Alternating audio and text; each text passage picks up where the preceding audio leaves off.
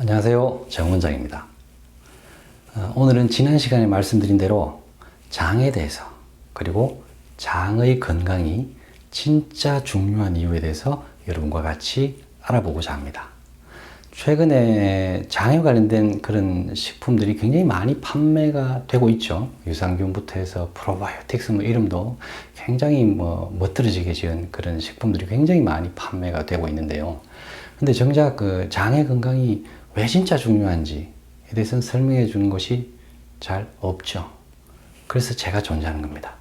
자, 오늘은 제가 여러분들에게 장의 건강이 진짜 중요한 이유에 대해서 조금 더 깊이 있게 설명드리겠습니다. 자, 가시죠. 자, 장의 건강이 진짜 중요한 이유. 여러분들 히포크라테스 많이 들어보셨죠? 서양 의학의 시조라고 하고요. 의사들이 졸업할 때 선서도 하죠. 잘 지키지 않는 것 같습니다. 근데 그분의 말씀에 모든 병은 장에서 시작된다. 이런 말씀을 하셨어요. 그때부터 이미 이 장에 대해서 많이 아셨다는 거죠. 그 중요성을 말이죠. 자, 그럼 이제부터 조금 더 자세하게 우리의 놀라운 장, 놀라운 우리의 장에 대해서 같이 알아보겠습니다. 자, 첫째, 우리 장 속에는 많은 세균들이 있습니다. 무게로는 약 한 1.5kg에서 2kg 이 정도가 되거든요. 굉장히 무겁죠. 그만큼 우리 장 속에 있습니다. 그죠? 종류로는 한 500종 이상이 되고요. 개수로는 100조 개 이상이 됩니다. 우리 몸의 세포가 한 70조 개 정도가 평균이니까 우리 몸의 세포 수보다 더 많은 세균들이 우리 장에서 살고 있습니다. 그럼 우리 몸이 우리 건가요? 장에 있는 세균 건가요? 참 애매하긴 합니다. 그만큼 이 장내 세균이 우리 몸의 중요한 부분이고요. 우리 몸의 장내 세균이 없어지게 된다. 그럼 우리도 살 수가 없습니다. 우리 몸에서 가장 중요한 공생관계에 있는 한 부분입니다. 자, 그런데 최근에 이 장내 세균이 굉장히 많이 줄어들었다고 합니다. 그 이유는 뭐냐면 당연히 음식이겠죠. 그 음식 속에 포함된 각종 화학 첨가물부터 해서 음식 속에 포함된 항생제, 방부제 이런 성분들로 인해서 장내 세균이 굉장히 많이 줄어들었다고 합니다. 이런 장내 세균이 사실 비타민 합성을 비롯한 다양한 기능에 관계를 하고 있거든요. 그래서 이 장내 세균의 감소는 건강에 직결됩니다.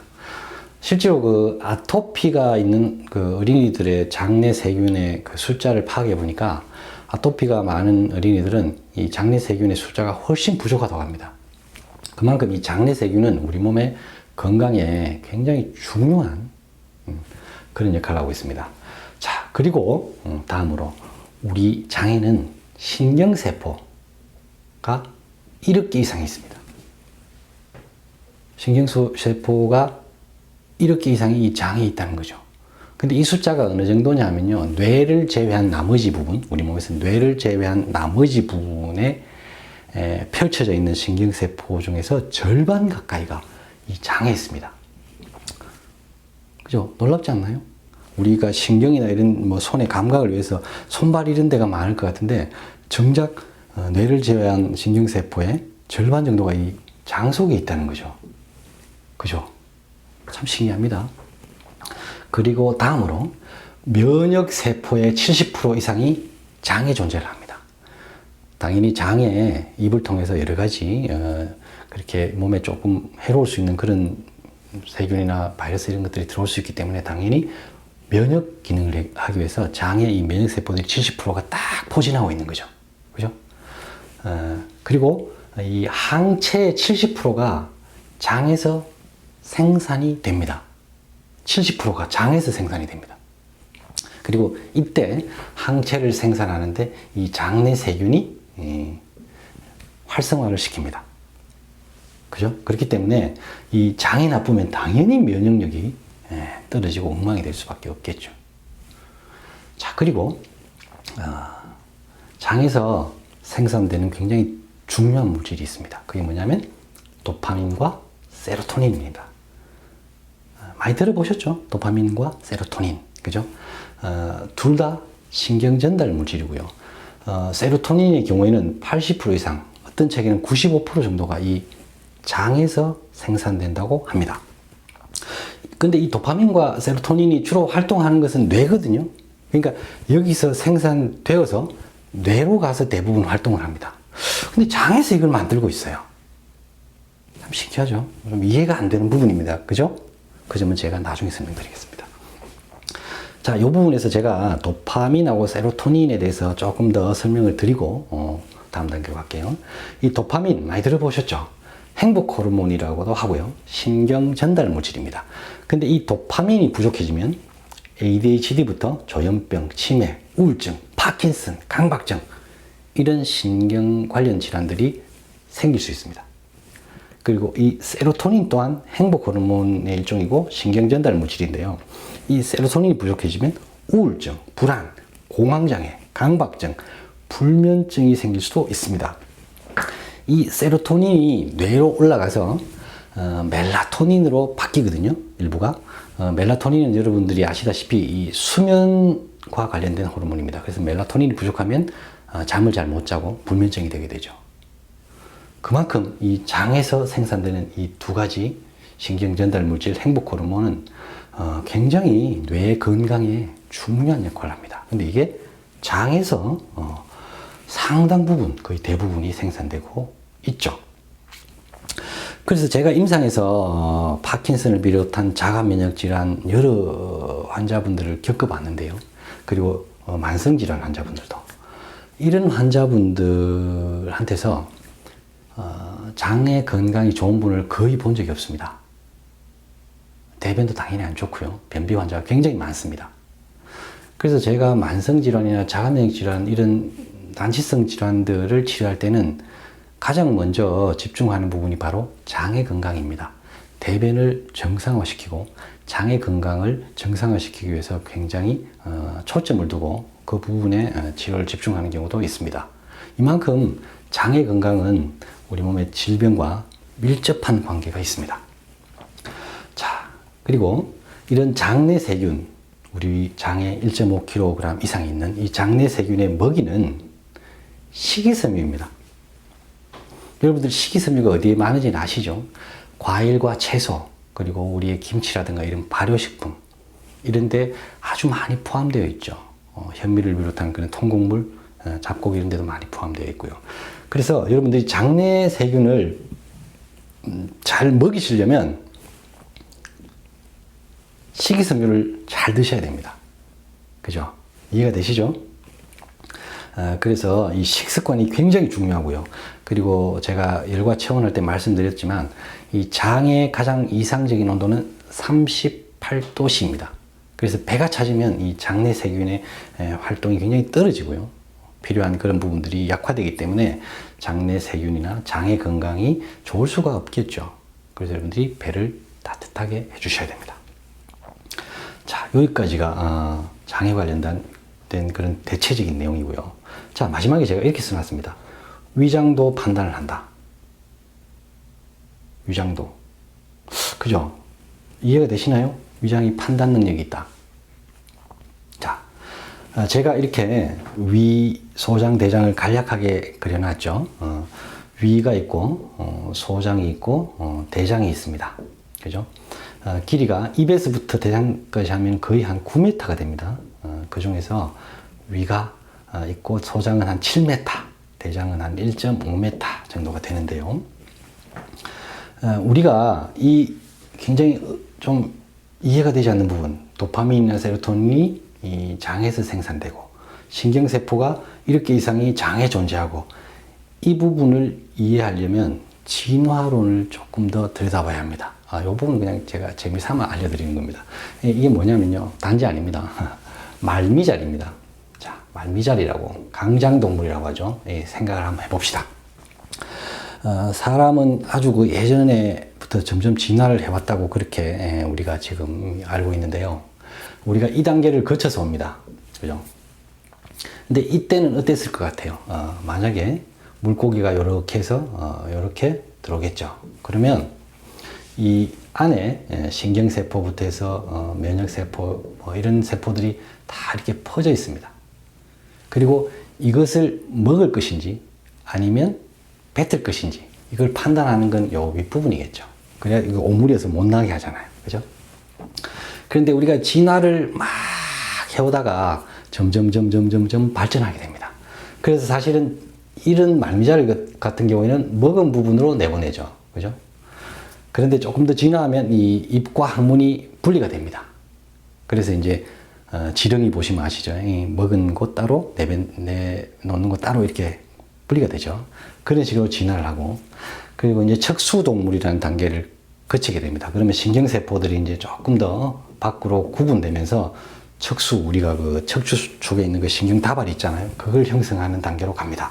그리고 점점 진화를 해서 이 신경세포들이 밖에 따로 이렇게 뇌를 형성하게 됩니다.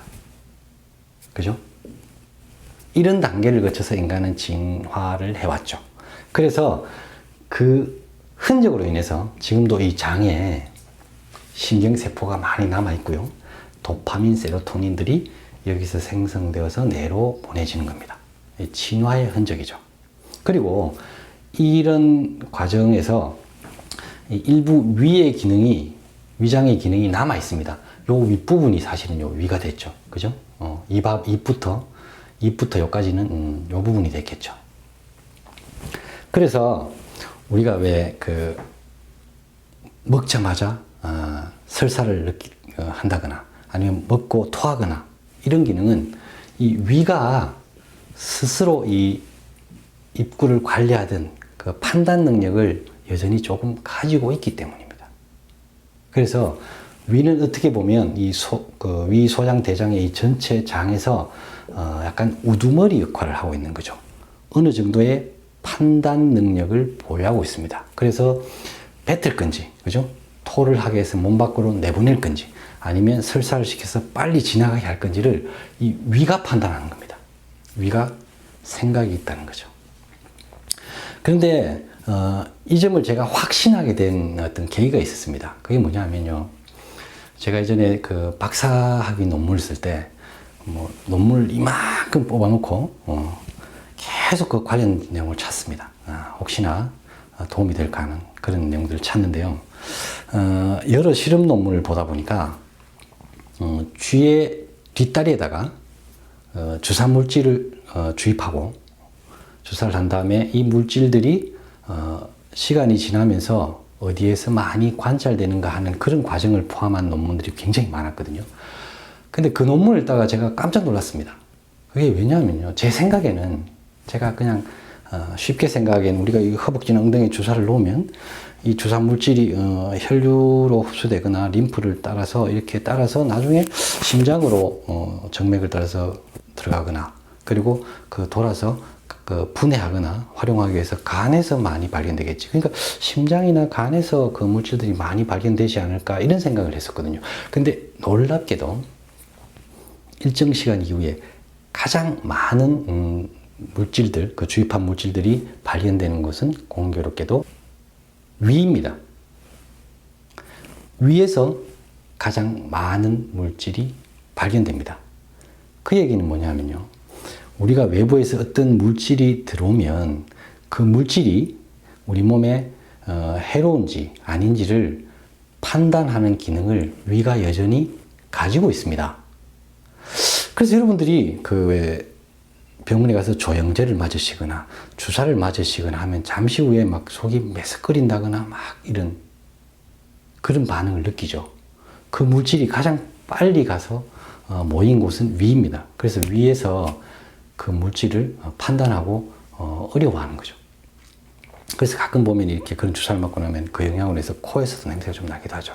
그 1차적으로는 그런 물질들은 위로 들어가서 위에서 일정 부분 판단을 해서 위가 이걸 몸 밖으로 빨리 내보낼지, 그러니까 토한다거나 설사를 시킬지를 위가 판단하려고 하는 거죠. 그 기능이 여전히 우리 위에는 남아 있습니다. 그래서 여러분들이 그런 메스꺼움을 주사 맞은 이후에 느끼는 거죠. 백신 맞고 이렇게 속이 메스꺼리거나 토할 것 같다고 하시는 분도 있죠. 바로 그 영향입니다.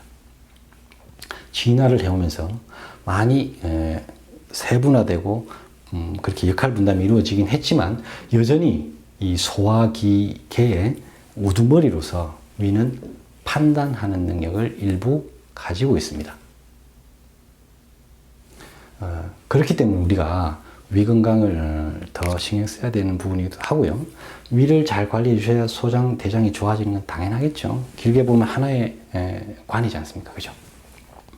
그래서 여러분들이 이 앞의 내용들을 다 이렇게 이해해 보시면 장 건강이 우리 몸에 굉장히 중요하다는 것을 아실 수 있습니다. 그리고 이 장 건강에는 역시 음식이 가장 중요합니다. 그리고 또 하나, 배를 따뜻하게 해주시고요. 그래서 제가 임상에서 항상 이 장을 많이 살핀 이유가 어떻게 보면 지금 시대에 건강 관리를 하는데 가장 중요하고 출발점이 되는 것이 바로 장의 건강입니다. 그래서 여러분들도 이 점을 유의하셔서 여러분들의 식습관이나 생활을 잘 이렇게 관리하셔야만이 건강 관리가 굉장히 수월할 수 있습니다. 자, 여기까지가 제가 오늘 여러분들에게 설명드릴 내용인데요.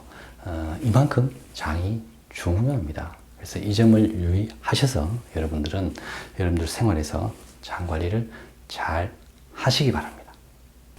오늘도 저의 영상을 시청해 주셔서 대단히 감사합니다. 그럼 편한 밤 되십시오.